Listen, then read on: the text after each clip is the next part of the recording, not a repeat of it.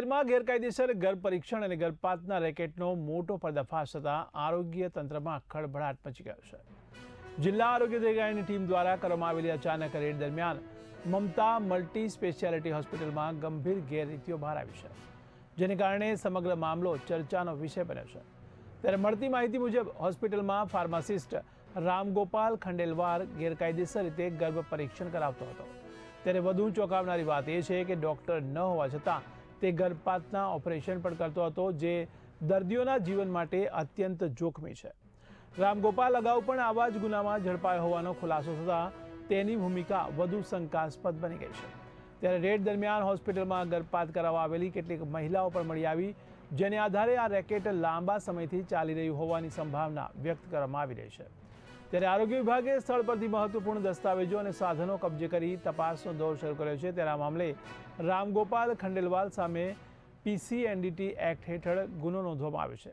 સાથે જ હોસ્પિટલના અન્ય સ્ટાફની પણ સઘન પૂછપરછ કરવામાં આવી રહી છે, જેથી આ ગેરકાયદે પ્રવૃત્તિમાં અન્ય કોણ સંડોવાયેલા છે અને તેની માહિતી મળી શકે।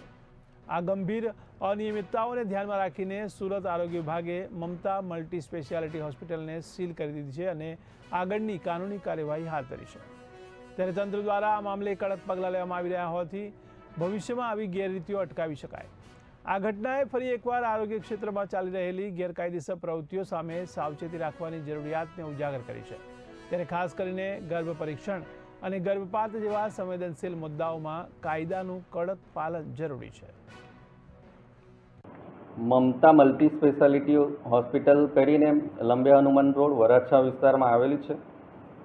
એ જે સંચાલક છે રામગોપાલ ખંડેલવાલ કરીને એમના દ્વારા એ ચાલતી હતી અને એમાં માનનીય મંત્રી સાહેબ હેલ્થ મિનિસ્ટરની ઓફિસમાંથી અમને જે ઇલીગલ પ્રવૃત્તિઓ ચાલે એનું અમને માહિતી મળી હતી અને એમનું લોકેશન અને પેશન્ટ સાથેની જે પ્રૂફ મળ્યો હતો એના ધ્યાને લઈ અમે તરત જ ત્યાં અડધો કલાકમાં ત્યાં હોસ્પિટલમાં રેડ કરવામાં આવી છે। ટીમ દ્વારા ત્યાં ચકાસણી કરવામાં આવી હતી।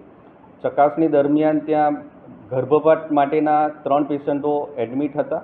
એમનું ડિટેલમાં નિવેદન લઈને જે ઇલીગલ એક્ટિવિટીઝ કરવામાં આવી હતી અને બંધ કરવામાં આવી હતી અને જે પેશન્ટોને વધુ સારવાર માટે સિવિલ હોસ્પિટલમાં પણ સુરત ખાતે મોકલવામાં આવ્યા હતા અને આજે હોસ્પિટલના સંચાલક અને હોસ્પિટલ વિરુદ્ધ વરાછા પોલીસ સ્ટેશનમાં FIR પણ દાખલ કરવામાં આવી છે। અને આ જે હોસ્પિટલ છે એ પહેલાં પણ 6 નવેમ્બર 2025ના રોજ ત્યાં રંગે હાથ ઇલીગલ એક્ટિવિટી માટે પકડાઈ ગઈ હતી અને એમના અગેન્સ્ટમાં કેસ કરવામાં આવ્યો હતો।